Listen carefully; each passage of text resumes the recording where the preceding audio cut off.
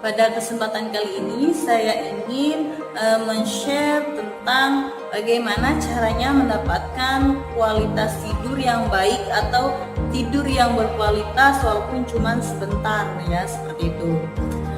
Nah, hal ini saya pernah dapatkan itu ketika kuliah di semester 7 ya. Semester 7 itu tentang psikologi anak atau pendidikan karakter gitu, saya lupa ya. Pokoknya saya kuliah di IPB dulu, yang mengajar saya itu Ibu Ratna Megawangi. Jadi beliau itu kayak ngasih terapi gitu sebelum melakukan ini gitu ya, sebelum tidur itu gitu ya. Atau terapi ini bisa digunakan ketika kita sedang sedih, ketika kita sedang marah, ketika kita sedang tidak enak hati, tidak enak perasaan. Pokoknya istilahnya terapi ini adalah penenang hati dan penenang pikiran, seperti itu ya. Kenapa harus tenang, harus rileks?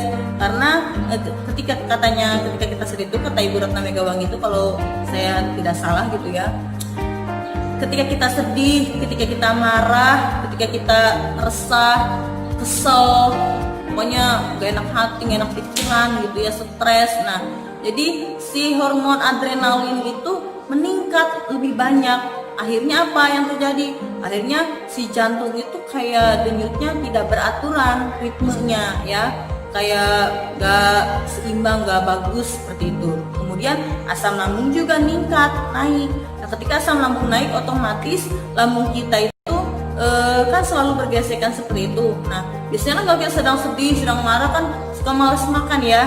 Kebayang nggak lambung kita kosong ketika lagi malas makan, kita sedih, adrenalin naik, asam lambung meningkat, nah netes-netes ke lambung kan otomatis, nah si lambung itu bergesekan, terluka kan itu si lambung. Nah, itulah yang bikin kita mah kronis atau punya penyakit mah, seperti itu ya. Nah, mah kronis ini juga jangan disepelekan karena akan berakar kemana-mana, seperti itu. Oke, langsung aja kita ke terapinya bagaimana. Jadi terapi ini adalah 3 kali 7 ya. Terapi 3 kali 7. Kok 3 kali 7? Yaitu adalah 3 metode pernafasan yang setiap metode pernapasannya dilakukan sebanyak 7 kali. Yang pertama adalah bernafas melalui hidung, keluar dari hidung. Contohnya saya praktekkan gitu ya. Silahkan diikutin. Jadi, tarik nafas yang dalam dari hidung, keluarkan. Nah, seperti itu. Kita lakukan sebanyak 7 kali. Seperti itu ya. Itu yang pertama. Kemudian yang kedua adalah pernafasan yang kedua, kita nafas dari mulut, keluarkan dari mulut juga gitu ya. Kalau tadi dari hidung, keluar dari hidung, sekarang dari mulut, keluar dari mulut juga. Kita tarik nafas pelan-pelan, kemudian keluarkan. Tarik nafas pelan-pelan, kemudian keluarkan, seperti ini.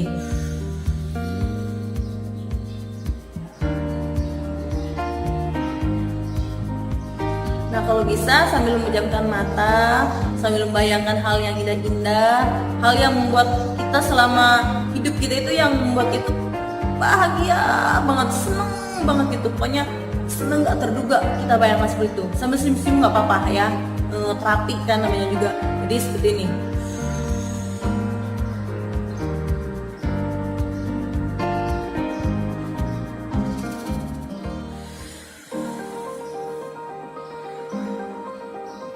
Nah, itu juga dilakukan sebanyak 7 kali ya, dari mulut, keluar dari mulut. Nah, ini yang terakhir, yang ketiga, yang menurut saya paling enak, paling tenang. Pokoknya tarik nafas itu sampai habis, dikeluarkan juga sampai habis ya. Nah, sekarang yang terakhir, yang ketiga, tarik nafas dari hidung, keluar dari mulut. Nah, contohnya seperti ini.